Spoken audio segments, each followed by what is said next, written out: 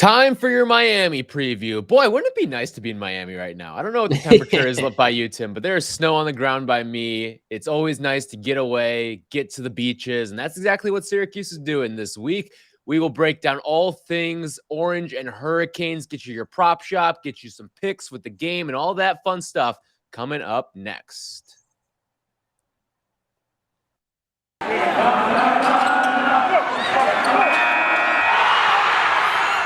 You are Locked On Syracuse, your daily podcast on the Syracuse Orange, part of the Locked On Podcast Network, your team every day.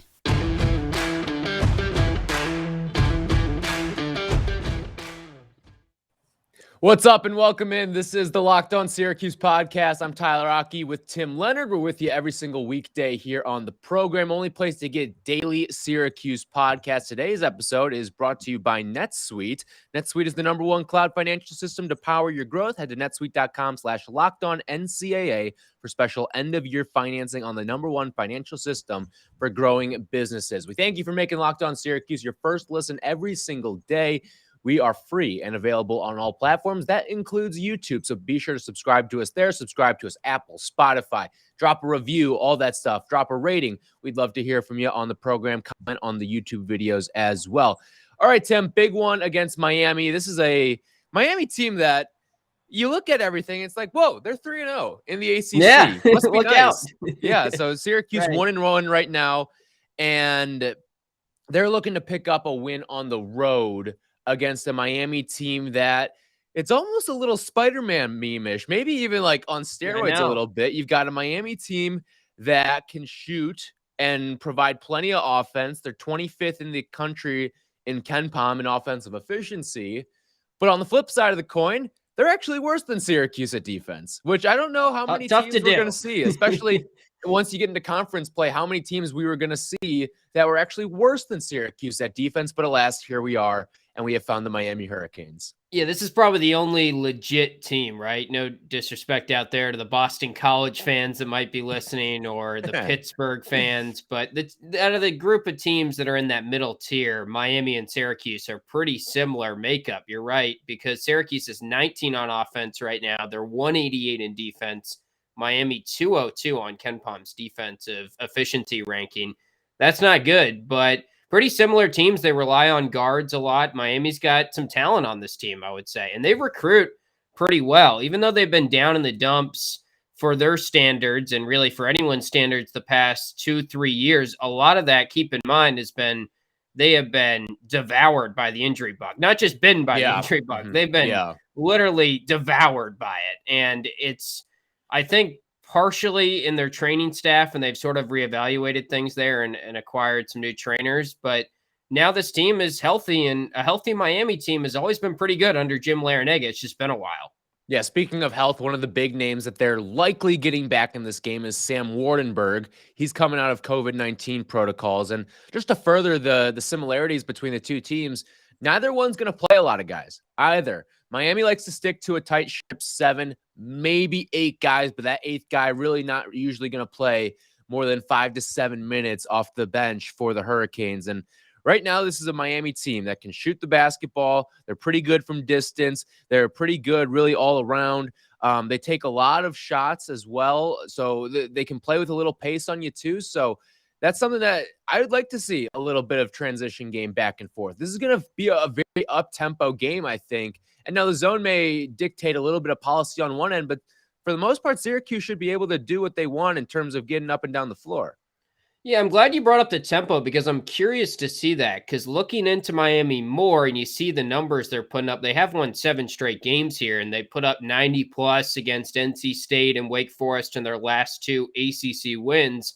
But they actually don't really go in transition a ton, digging into kind of their hoop math metrics on how they score. They just do it by not turning the basketball over and making smart decisions. They're 11th in KenPom's turnover rate on offense. That's in the entire nation. So really good rate there. So I wonder, in terms of a tempo, is Syracuse and Miami going to go up and down the court and score a lot like we saw kind of in the second half of Indiana? Or is it going to just be 2 good offenses sort of taking their time, getting into their flow of things on offense and scoring a lot and doing it efficiently because they are two bad defenses. I think the tempo is going to be interesting. I would like to see Syracuse play more up tempo. Looking at their hoop math stuff, they're 82nd right now in the country in percentage of shots coming from transition, and they're 97th in efficiency in the country in transition. So that kind of tells me why not go in transition more, I feel like. Right. And I think you've got the gunners to do it too. That's one thing that we've always sort of talked about here is even though maybe you don't have the athletes from one end, I think some of their traits really translate when you've got two centers that can run rim to rim. You've got Joe Girard, whose outlet passes are actually pretty good. I've really enjoyed watching him sort of get things going in transition. You've got some complementary pieces off the bench that can push for you as well. So I think there's certainly some things there. A couple of things to note on the Miami side. Isaiah Wong back. He's certainly one of the key pieces to watch in this game. They've just got a couple of guys that you've heard of, really. Yeah. Like when you think they're about talented, it, right? Like they're probably more talented than Cuse, honestly. Yeah, you're probably right there. I mean, Charlie Moore, he's in like year 12 of college basketball. Fourth feels school like, I think, for him. Yeah. Can you name all his schools? It's absurd. I know because he's a Chicago guy, so I know his path well. He started at Cal, was there for a year. Then he went to Kansas, then DePaul, and now Miami. Wow. So he's been all over the place. Job. Yeah. He's hit every coast. He's hit every landmark, it feels like, in the entire country.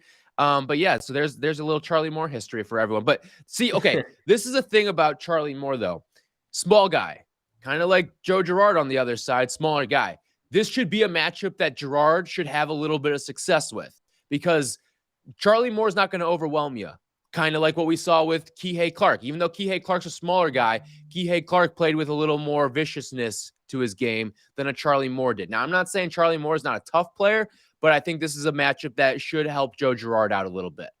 Yeah, Charlie Moore does kind of remind me of Chris Likes, who they lost, and now he's at Arkansas. A little bit bigger than Chris Likes, but not saying a ton there. Chris Likes is a good player, though, and that's a guy that's doing pretty well at Arkansas, it seems like. They have talent. I do think it's a good matchup for Syracuse when we say that it's a good thing for Syracuse when we say it's a Spider-Man meme type of thing. We talked about how recently on a podcast that there's all this talk about Joe Girard doing really well in practice, Cole Swider doing really well in practice. And a big thing with us has been, all right, Joe and Cole, if you're going to be key parts of this team, it's got to translate to tight defense. That's not the test they're getting here. It is a road game against a hot team in the ACC, so I'm not saying we should overlook Miami, but just from a matchup perspective, I do think Syracuse is kind of at a good spot here where Joe Girard is well-equipped, I think, to bring in a bounce-back effort. Yeah, it's almost going to feel like an intra-squad scrimmage, and I think that really helps out a team like Syracuse. But you're right. This is a hot Miami team right now. They've won 7 in a row. 4 of those have come against power conference teams, 3 of which are in the ACC. So that's certainly something that you cannot ignore right now with this Miami team. Now, they've played a fair share of some close games as well, and maybe some games that shouldn't have been as close as they were. But again, you got to give credit where credit's due. This is a Miami team that was projected to finish maybe middle or bottom of a weak ACC, and here we are, and they're 3-0 in the conference. Listen, we've talked about Syracuse has had opportunities to bolster their record and get together a nice little conference record. But so far, they haven't necessarily taken advantage of those opportunities. On the other side, Miami has. I mean, your losses are to Alabama, UCF, who's a pretty good team, and that game was only a 6-point loss, and then Dayton. All right, so you allow for one clunker, and even in that game, that's more of a matchup between two pretty even teams when you look at it and sort of break down the numbers, Dayton and Miami. So when you look at it, yeah, I think this Miami team has certainly overachieved so far, but you almost wonder, okay, is this where is it smoke and mirrors to a certain point? Like, can they really go 4-0 in the ACC? Yeah, that's one thing that's been bugging me is it feels like Miami's not going to get to 4-0, but it's a different ACC this year. And then when I did look at their roster, I think they've got a lot of talent. I mean, even in this last recruiting class, they brought in a couple fringe and a couple top 100 guys, and they're not really playing them, which is that happens all across the country. It's a friendly reminder to anyone that's worried too much about Benny Williams. And we've probably been guilty about that a little bit on this podcast, but Miami's a quad 2 opportunity here on the road. Their net ranking's 95. Syracuse is 111 in the net right now. So I think this is a good chance to pick up a win that you probably need if you want to make a run at the NCAA tournament in any fashion. And the other thing that makes them even more Spider-Man meme, and is probably even a good thing for Syracuse too, is they don't really have any bigs that scare you, and they don't rebound the basketball that Right. well. So really, They have Miami, size, but it's weak size. yeah, like Wardenberg's back. He's, I think, 6'9", 6'10", 6'10", but he's a yeah. shooter, right? He's not Mhm. going to back you down. And I Right. guess that doesn't Mhm. happen against the zone anyway, but it's not like they rely too much on their front court scoring or front court rebounding to get points. So I do think Syracuse has a good matchup here. And I don't know. I think it's going to be an interesting game. It's going to be a fun game to watch, is probably what I'd say. It's probably going to be high scoring. Yeah, by the way, for those of you who aren't primed in on meme culture here, the Spider-Man meme is this picture of Right. two Spider-Mans just pointing at each other. It's like you see one and then it's like you're looking at the same person. So for those who aren't too well indoctrinated into meme culture there, I figured I would explain it for the audience that maybe is confused right now of what we're saying when we say that. But one other thing before we get into prop shop and all that stuff. Actually, you know what? We'll save it. I want to get into the Buddy Boeheim versus what is likely going to be Isaiah Wong matchup, because that's a really interesting one for me in this game. So we will do that in just a second. But first, need to tell you about what you can do to help your health in the new year. It is the new year, so that means New Year's resolutions. And if yours is about getting fit or eating healthier, make sure Built Bar is a part of that plan. Built Bar is the protein bar that tastes like a candy bar. And you know what? It might be even better than a candy bar. Built Bar is making it super easy to stick to your resolution because it tastes so good you'll want to eat it. Unlike other protein bars, which can be chalky or waxy or taste like a chemical spill. You want to eat healthy, but it just gets so boring. And by week 3, you're thinking, this isn't worth it. Where's the chocolate? Well, guess what? Good, lucky for you, Built Bars are covered in 100% chocolate. They have 130 calories, 4 grams of sugar, 4 net carbs, and the best part of it all, 17 grams of protein. Compare that to a candy bar, which usually has around 240 calories and 30 grams of sugar and dozens of net carbs. So even if you're not a huge fan of working out, you can at least enjoy something that tastes good and is good for you. That way, when you enjoy a delicious Built Bar, you can almost count it as a workout. And they've got a number of flavors to choose from, whether it's coconut almond, our personal favorite, the peanut butter brownie, raspberry cookies and cream, all those good stuff. And there's so many more as well. In fact, Built Bar is always coming out with new limited time flavors as well. So check out their website, built.com, often to see what's new. And go to built.com, use the promo code LOCKED15 for 15% off your order. Again, that's promo code LOCKED15 for 15% off at built.com. Also want to tell you guys about an incredible app everyone who buys gas needs to know about. It's GetUpside. My listeners are making up to 25 cents for every gallon of gas every time they fill up. Just download the free GetUpside app in the App Store or Google Play right now. Use promo code SCORE and get a bonus 25 cents per gallon on your first fill up. That's up to 50 cents cash back. Don't pay full price at the pump anymore. Get cash back using GetUpside. Just download the app for free. Use promo code SCORE to get up to 50 cents a gallon cash back on your first tank. Some people who drive a lot are making as much as $200 to $300 a month in cash back. And there's no catch here. The cash back gets added right to your account. You can cash out anytime to your bank account, PayPal, or an e-gift card for Amazon and other brands. Just download the free GetUpside app and use promo code SCORE to get up to 50 cents a gallon cash back on your first tank. That's code SCORE at GetUpside. All right, let's get into this matchup between Buddy Boeheim and Isaiah Wong. Isaiah Wong, one of the stingiest defenders in the conference. He's long. He's got great athleticism as well. And he's going to, in all likelihood, be matched up on Buddy Boeheim just because of the way that things work out sort of height-wise. It makes sense that you stick Wong on someone like Buddy. And this is an intriguing matchup to me because I look at Isaiah Wong, a guy who's been injured off and on throughout his career, so people maybe don't know as much about him as they probably should, but very talented player, someone who might be able to give Buddy fits. I think this is a really good test for Buddy Boeheim because if he can go out there and get some buckets against Wong, I'll be thoroughly impressed. Yeah, I also wonder that if that is the matchup, and I think it's either him or Cameron McGusty, right? But I think I'm with you. They'll probably put Wong on him, and McGusty is the guy we haven't mentioned yet. He is leading them in scoring right now, 18.3 points per game. He's also been in college for what feels like 12 years. He started at Oklahoma, I believe, if I'm not mistaken. But the other part that's interesting then is, all right, that's two of the best scorers in the conference, but if you're Wong and you're guarding Buddy, that's a a lot of energy you're expending on Yeah. that side of the court. So all of a sudden, how does that impact him when he's going back down the other end and playing against the zone?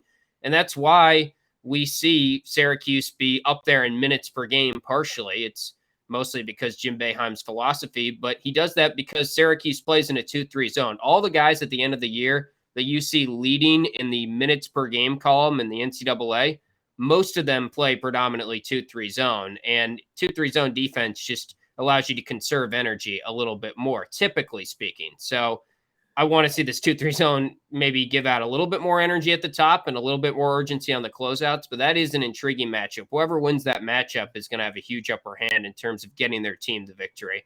Yeah, and by the way, Isaiah Wong coming off one of his best games of the season, 25 points against Wake Forest the other day. You know, something interesting that kind of caught my attention as I was looking through this, and something that actually may hurt the Orange here.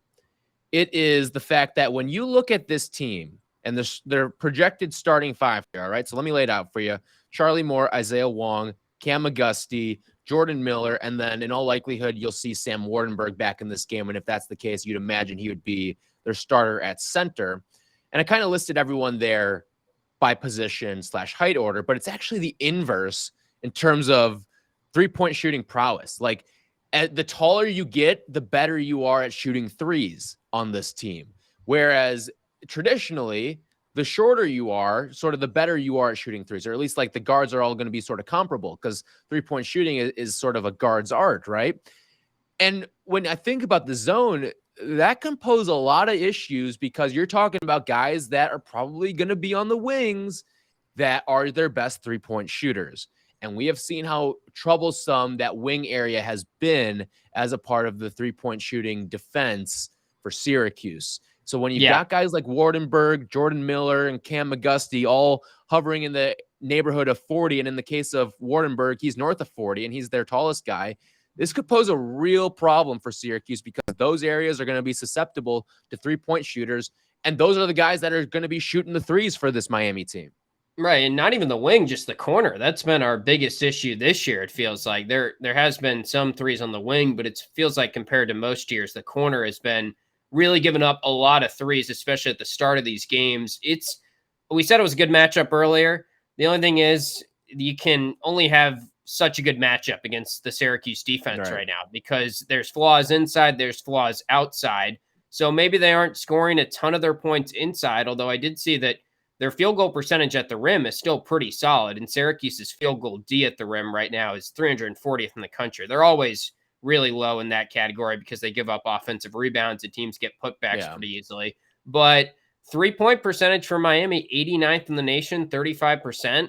Like, that's a scary part. If they make double-digit threes, which seems pretty likely the way the zone's been going, and they don't shoot a ton of threes. Like, they don't rely on the three as much as other teams have. So I'll be curious how much volume they put up, but they're probably going to make double-digit threes in this game. All right, let's get into the prop shop really quick. We'll start with this one. Actually, let's recap last game. You went 4-2, so kudos to you. I think that's like 3 straight winning weeks for you now, or maybe even more. Maybe. That's 2 straight, back to back. You came close. That's many victories for us this year. Yeah, that is.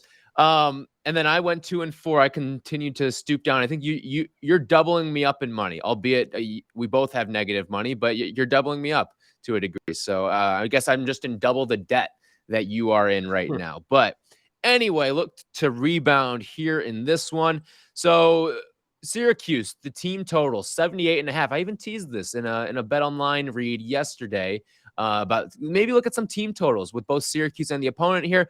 Let's go 78.5 as the number here for this game. Where do you sit on Syracuse scoring 78.5 points? I do think Syracuse will get to 80-85 because Miami's not very good at defending jump shooting teams just based on numbers, and they're 157th in the nation in guarding 2-point jumpers, which Syracuse shoots a lot of 2-point jumpers. They always have. I looked at their hoop math breakdown of where they're getting points. So percentage of shots at the rim for Syracuse, 339th in the country. That's obviously really low. They're not scoring a lot around the rim. Percentage of shots from three, despite them being this quote-unquote 3-point shooting team, they're only 176 in the country in terms of how many shots you shoot from three, but they're 39th in 2-point jumpers. And that comes down to they're a lot of ISO ball and a lot of Buddy probably getting to that spot in the 2-point range. I would like to see them shoot more at the rim, though, because they always are low in that category, but it feels like this year could be different the way Jesse Edwards is taking a leap offensively. But I do think they'll go over that number. Yeah, both him and Jimmy. Jimmy's pretty prolific around the rim, too. I think they will go over that number as well. You know, it's weird. Once you get to ACC play, you rarely see teams with defensive field goal percentages that are worse than a team's offensive field goal percentages, right? But that's the case when you get into this matchup. Like when you look at the effective field goal percentages, which kind of takes into account that 3-pointers are worth more than 2-pointers, so it gives a little bit of a bump there. Syracuse sitting at 52.7%, and then Miami's defense 53.4%. That is almost 300th in the country right now. Out of, 353 teams, 351 teams, something like in that neighborhood. I don't know. It changes every single year. Yeah. Anyway, it's like 300 in the neighborhood of 350. An ACC team or any power conference team should not be sitting as poorly as Miami is right now, but that's where they are. So I'm with you. I'm going to take the over on the 78.5 team total points. Let's go with Joe Girard here. Over under 14.5 points for Joe Girard in this game. I do think he bounces back, right? Yeah. Like this just feels like, I know it's such an easy matchup, smaller guard, and Charlie Moore's a decent defender, but I don't know. He's going to get 3-point looks. He scored 23 against Miami last year. Buddy also had 23. They're going to score points, so some of it is going to come from Girard. And I guess going off the theme that they should get to the rim more, I was just looking at his individual numbers. He's taking 11% of his shots at the rim right now. Benny is also taking 30% of his shots at the rim. Those two guys, Benny more than Joe, because we know Joe's just not that great at finishing at the rim. But if you're Benny, you need to be taking 50, 60% of your shots at the rim the way you're shooting, I think. So Syracuse as a team just needs to attack more and be aggressive on offense. But I do think Joe gets to like 16, 17 points. Yeah, I think this is a 3-point matchup made in heaven. And in the case of Girard, too, like, I don't mind if you're taking 11% of your shots at the rim when you're shooting 47% from three either on a high volume of 3-point shots as well. So, yeah, I'm going to go with Joe Girard's over. I think one thing that they can do to really help out Girard in this game, get him in ball screen situations, because that's one place where Charlie Moore can get really tangled up is in some of those ball screen situations. And if you give Joe Girard a little bit of space there on the perimeter, you'll be able to help him out and make some threes. So let's roll with Joe Girard in the over. Who is going to win the rebounding battle in this game? Syracuse actually won the rebounding battle last week. Where do you sit on this one, on Joe Girard or on the rebounding battle, Syracuse or Miami? Yeah, I'm always pessimistic about SU's chances of winning these rebounding battles. So despite Miami not really having the stats that support this, I think I'm going to say Miami, the home team, will get more rebounds. I'll go with Syracuse in this game just because I think size-wise, too, you'll be able to exploit some things. I think this could be a nice little game for Jesse and Jimmy and even Cole to get some offensive boards, and that might end up being the difference.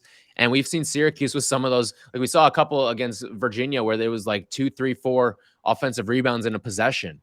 And I think you could do that against this Miami team that is, in terms of defensive rebounding, 315th.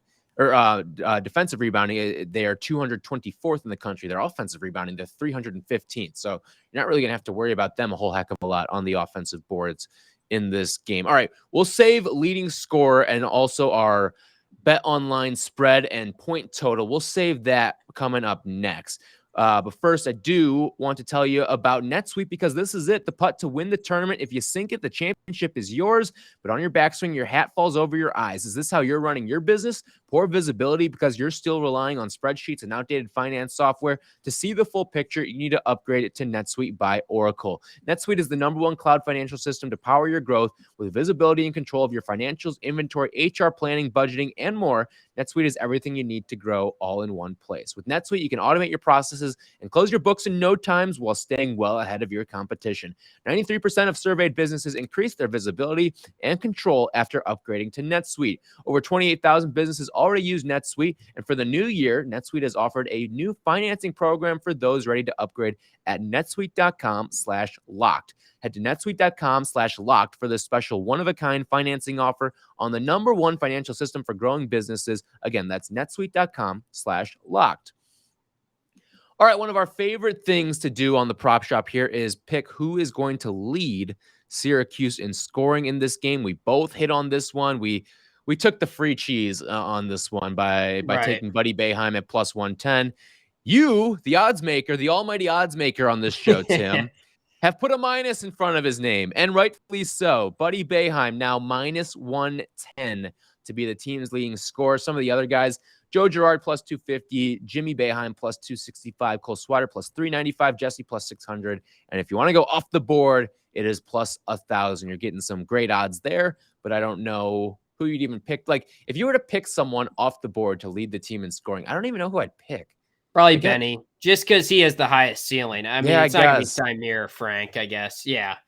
I guess I don't know. The one case for Frank would be that if Jesse were to foul out or get injured, he's getting the most run out of all those guys. Yeah. Which I guess you could say the same thing about Samir if Joe or Buddy were to get in a lot of foul trouble or get injured. Same thing. I think it'd be a little bit of a steeper climb for Benny through the rotation. But who knows with all of it. All right. So who are you picking here to lead Syracuse in scoring in this one? So I just don't know what to set Buddy's odds at because he's led 4 straight games now. So it feels like part of me thinks this is where it stops, but also you got to put a minus in front of his name, I think, or a minus in front of his number. I think you're 100% right. Yeah. I mean, even the Georgetown game he led, and that was when he was quote unquote slumping. He still just gets to his spots. My lock of the year. I texted in our group chat. I think it was me, you, and Goody, or me, you, and DeBundo. I can't remember which one it was, but I said, oh no, lock of the year is in trouble. And then he comes alive in the second half and ends up leading the team in scoring.